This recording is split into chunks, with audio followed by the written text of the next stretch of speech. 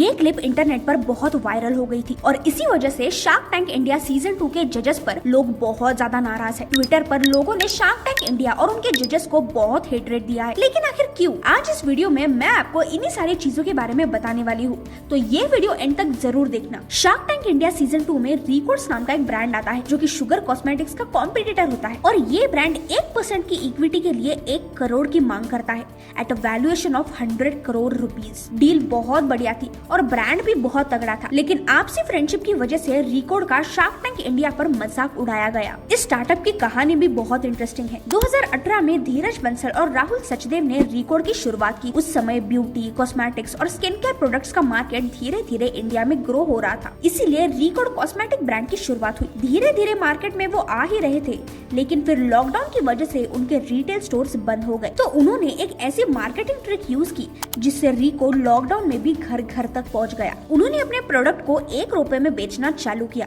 जिससे लोग रिकॉर्ड के प्रोडक्ट्स को हेवीली परचेस करने लगे और यूज करने के बाद लोगों को इनके प्रोडक्ट्स बहुत पसंद आने लगे, जिससे उनका कस्टमर बेस स्ट्रॉन्ग होता चला गया। साथ ही उन्होंने इन्फ्लुएंसर्स के साथ कोलैब करके इन्फ्लुएंसर मार्केटिंग चालू किया, जिससे रिकमेंडेशन और सजेशन टेक्निक यूज करके उनका प्रोडक्ट इंडिया में बहुत ज्यादा स्प्रेड होने लगा। 2020 में रिकॉर्ड का रेवेन्यू 2 करोड़ था और वही 2021 में 5 करोड़। उनका कस्टमर रिटेंशन करीब 50% का है, यानी 2 में से 1 कस्टमर तो उनके पास फिर से आता ही है।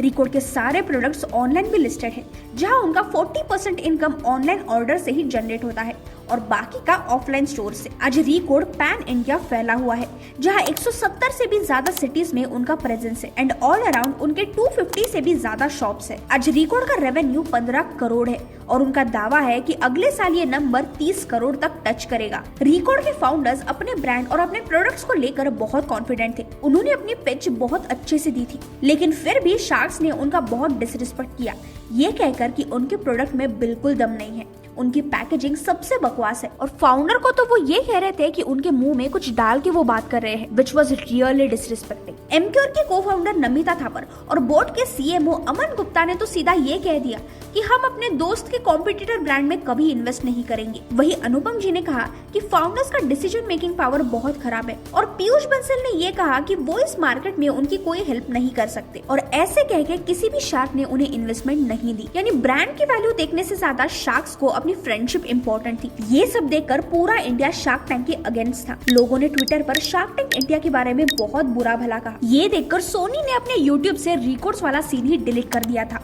कुछ लोग तो ये भी कह रहे थे कि अगर शार्क्स को कॉम्पिटिटर ब्रांड में इन्वेस्ट करना ही नहीं था, फिर इन ब्रांड्स को सिलेक्ट ही क्यों किया? और क्या कॉम्पिटिटर ब्रांड्स को बड़े बिजनेसेस को देखकर अपना बिजनेस बंद करना चाहिए? तन्ना भट्ट के एक शो में विनीता सिंह तो खुद ये कहती है कि शार्क टैंक का ये सीजन इंस्पिरेशन से ज्यादा एंटरटेनमेंट के लिए देखो। यानी क्या ये लोग बिजनेस के नाम पर ऐसे ब्रांड्स के साथ रूडली बिहेव करते हैं और फ्रेंडशिप्स के नाम पर अच्छे अच्छे ब्रांड्स को भी इन्वेस्टमेंट के लिए मना कर देते हैं? अगर ऐसा है तो टिपिकल इंडियन रियलिटी शो और शार्क टैंक में कोई डिफरेंस नहीं रहेगा। आपका इस पर ओपिनियन क्या है, ये मुझे कमेंट्स में जरूर बताना। Till then, bye bye.